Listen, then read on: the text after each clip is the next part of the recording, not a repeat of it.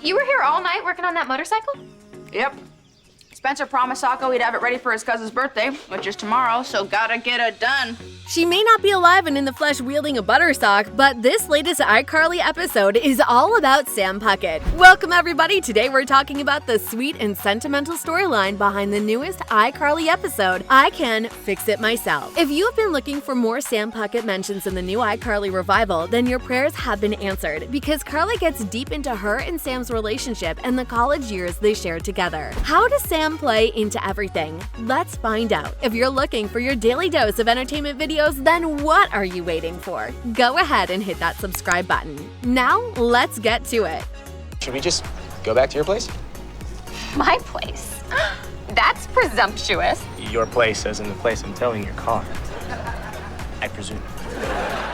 If you thought that this revival was all about mildly wacky situations and nostalgic callbacks, then think again, because it's also got some serious heart. This week, we follow Carly as she's desperately trying to save her car, Vin Diesel. Yes, like the actor. When Carly tries to take her breakdown jalopy out for a spin, it gives out on the road. Despite Freddie, Spencer, and Harper's warning for her to put the car to rest, mostly due to the crazy sounds it makes when it goes uphill, Carly can't let it go. When you first start watching the episode, you can't help but think that it would have been great to have Sam around to help Carly fix the car. Sam was always good with mechanical work. She even fixed up Socko's motorcycle for him in the original show's season finale. Her entire story arc that episode was about helping Spencer put together his limited edition motorcycle, and she even went to an auto shop to bust a scamming mechanic who was charging hundreds of dollars for a specialty piece that they needed. The whole arc was a sweet way to have Sam and Spencer bond and to show how Sam loves to work on cars and bikes. Dun, dun, dun, dun, dun,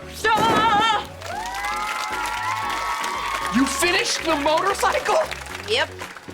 She's ready to ride.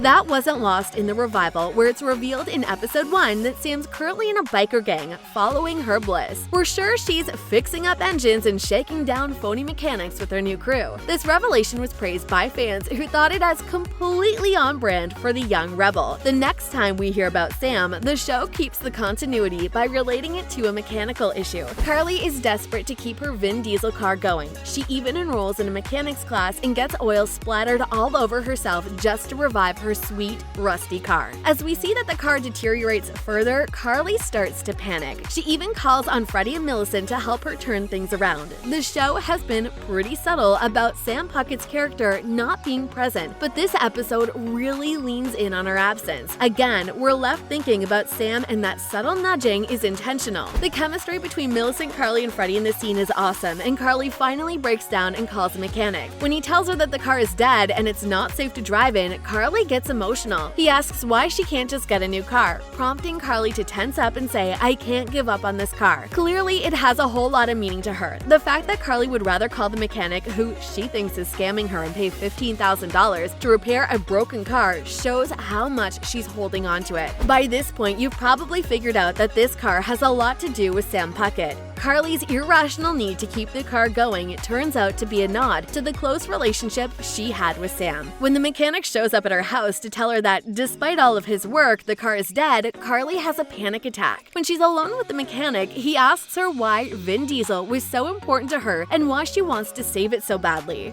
Behold, my latest piece! Is this Vin Diesel? Yep.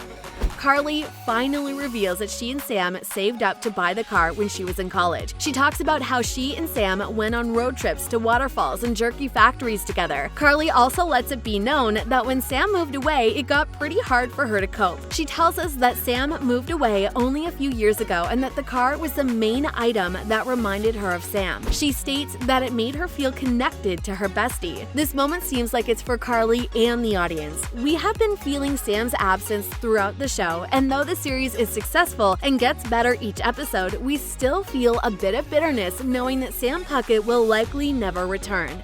Easy scammer. Sounds like a jerk. Yeah, he sure was. Hi. Welcome to class, everyone. This moment of closure addresses the absence in the best way. We get to hear how Sam and Carly's friendship lasted throughout the years and how close the girls still are. Fans will find it comforting to see how the series finally fully addresses Sam and Carly's friendship and pays homage to the good times we had with the character. The entire mechanics story seems like a great way to highlight and show characteristics that invoke the feeling of Sam's presence. It gets even better when Sam creates a seating area in the studio out of Vin Diesel's leftover parts. The car chair not only leaves a piece of Sam with Carly, but it's another nostalgic nod to the car seat that they had in the original show. This episode is full of sentimentality in all of the right places, but seeing Spencer pull this off for his sister assures the audiences that even without Sam, Carly still has a great support system.